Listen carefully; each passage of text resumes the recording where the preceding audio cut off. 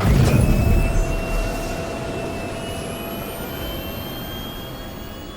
systems online.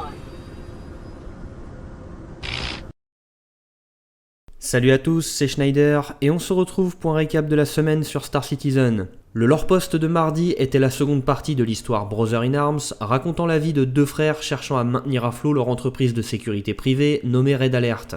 L'intrigue est toujours aussi peu présente, mais on a des indices sur des éléments de gameplay. Apparemment, si une parcelle de terrain sur un astre reste non exploitée par son propriétaire, celle-ci sera attribuée au prospecteur suivant dans la file d'attente.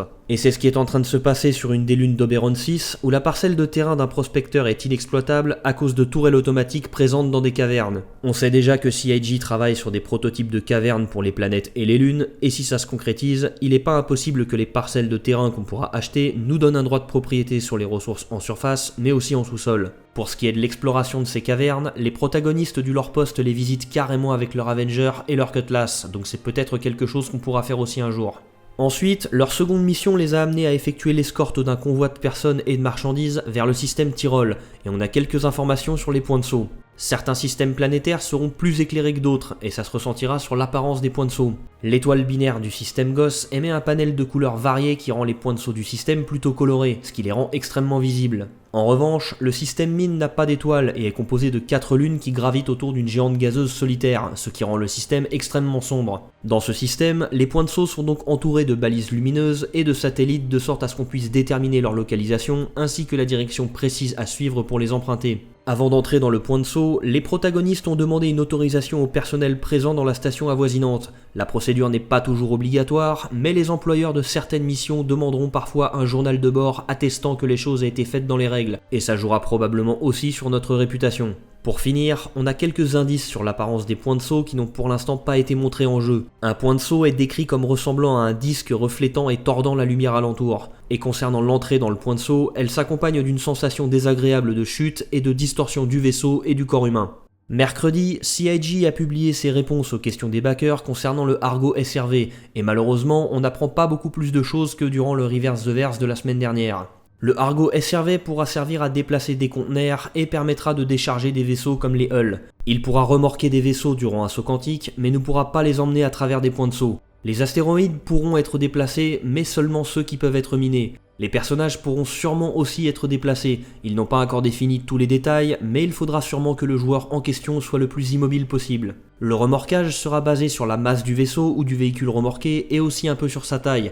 Il n'y aura pas de restriction arbitraire dictant que tel ou tel vaisseau ne peut pas être embarqué. Le SRV pourra même remorquer des véhicules comme un tank. Le remorquage sera grandement facilité si les boucliers du vaisseau remorqué sont éteints. Donc, quand vous laissez votre vaisseau sans surveillance, ou bien vous laissez vos boucliers allumés, réduisez les risques qu'ils se fassent embarquer, mais augmentez le risque qu'ils se fassent repérer, ou bien vous éteignez vos boucliers, augmentez le risque qu'ils se fassent embarquer, mais réduisez le risque qu'ils se fassent repérer. Le SRV pourra atteindre sa vitesse maximale pendant un remorquage, mais cela aura bien sûr un impact sur la consommation de carburant. Les rayons tracteurs ne serviront pas qu'à tracter, mais pourront aussi pousser jusqu'à une certaine distance. En revanche, il ne pourra pas déplacer d'outpost, ça sera seulement possible pour le Pioneer.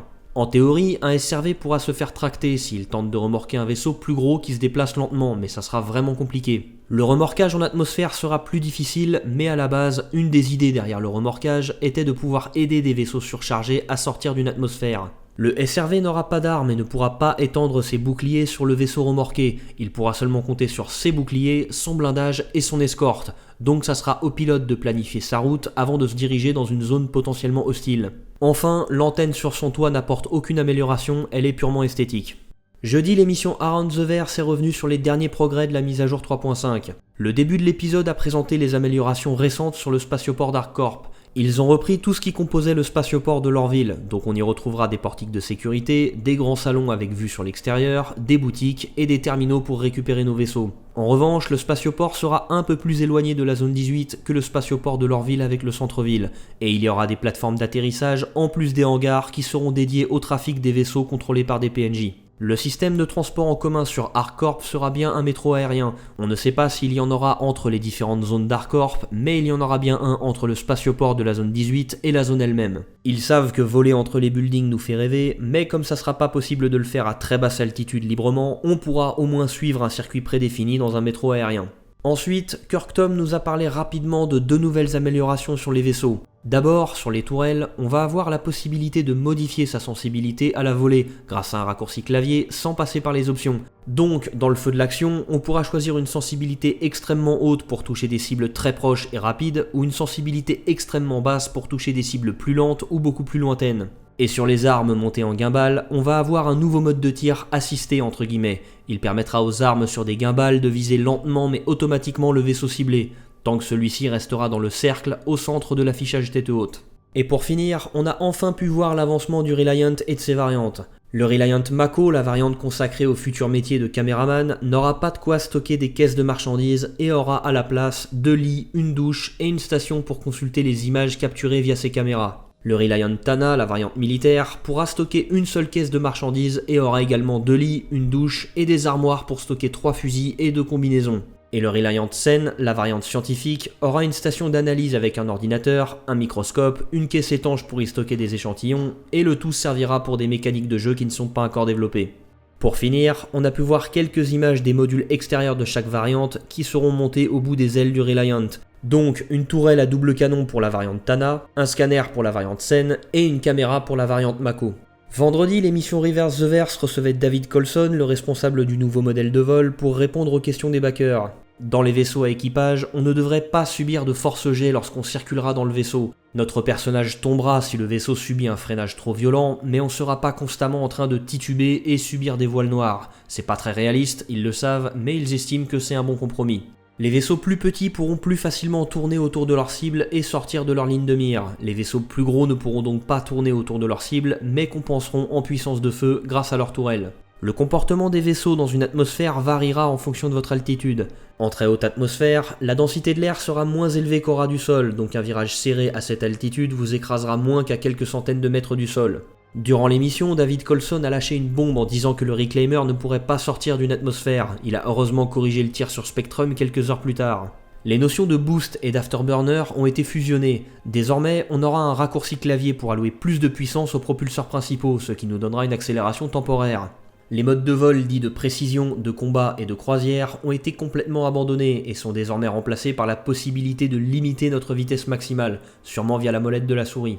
On le savait déjà, le nouveau modèle de vol changera le comportement des motojets et elles se comporteront plutôt comme des jet skis sur des vagues, et plus elles seront près du sol, plus elles auront de maniabilité. Il répète qu'on pourra planer en atmosphère avec les moteurs éteints, mais seulement avec les vaisseaux qui auront un profil aérodynamique. Par exemple, avec le Gladius, ça sera possible pendant quelques temps, mais n'essayez pas de faire la même chose avec un Herald. Les motojets pourront voler en mode découplé dans l'espace, mais pas en atmosphère. On pourra d'ailleurs choisir de passer en mode de vol couplé ou découplé en maintenant une touche ou non. Enfin, les plaintes des joueurs ont été entendues, on aura bien 2 altimètres qui nous indiqueront l'altitude par rapport au niveau de la mer et par rapport à la surface en dessous de nous, ce qui sera bien pratique pour piloter de nuit. Samedi, CIG a mis à jour les roadmaps de Star Citizen et Squadron 42. Sur les personnages de la mise à jour 3.5 de Star Citizen, le seul petit progrès se trouve sur leur personnalisation avancée. Sur les environnements, tout a progressé et Hardcorp est à 70% de progression, alors qu'on est aux 2 tiers du trimestre, donc ça semble bien se profiler pour qu'on n'ait pas de report. Beaucoup de tâches relatives au gameplay ont bien avancé, et les améliorations sur les armes montées en gimbal qu'on a pu voir pendant la Round the Verse sont même terminées. Sur les vaisseaux, on ne le voit pas sur cette image, mais le Banu Defender a vu beaucoup de ses tâches être supprimées, ce qui lui donne une progression de 15% cette semaine. Enfin, les armes ont toutes progressé, et ils ont enfin commencé à faire les correctifs sur l'Object Container Streaming, le nouveau modèle de vol a progressé pour la première fois depuis quelques semaines, et ils ont même déjà bouclé ce qu'ils avaient prévu de faire comme optimisation. Sur Squadron 42, il y a enfin des progrès sur les éléments relatifs aux personnages qui sont prévus pour le premier trimestre. Sur le gameplay, le système de surchauffe, le mode de vue libre, l'affichage tête haute des véhicules, les sauts et les objets transportables ont tous eu 2 tâches complétées. Et sur les armes pour le premier trimestre, elles ont toutes eu une tâche qui a été complétée. Pour le second trimestre, le travail continue sur le comportement des PNJ en combat en vol, et au troisième trimestre, il y a eu 9 sous-tâches supplémentaires sur la tâche consistant à permettre aux PNJ de manier un plus grand panel d'armes à feu. Au quatrième trimestre, il y a eu une tâche supplémentaire rajoutée pour le pathfinding des PNJ en FPS et pour le Vandal Void, et 8 tâches supplémentaires pour le Bengal de RSI. Enfin, pour la première fois depuis qu'on a accès à cette roadmap, 4 chapitres de Squadron 42 ont progressé. Les chapitres 14, 22, 24 et 27 voient leur phase de white box narrative terminée, avec 2 mois de retard pour les chapitres 14 et 22. Et pour finir, la 3.5 est officiellement entrée en phase Evocati depuis vendredi soir. ArcCorp n'est pas encore accessible et pour l'instant la phase de test se concentre sur le nouveau modèle de vol. C'est la fin de cette vidéo et j'espère qu'elle vous a plu. Sur ce, je vous dis à dimanche prochain et d'ici là, portez-vous bien, citoyens.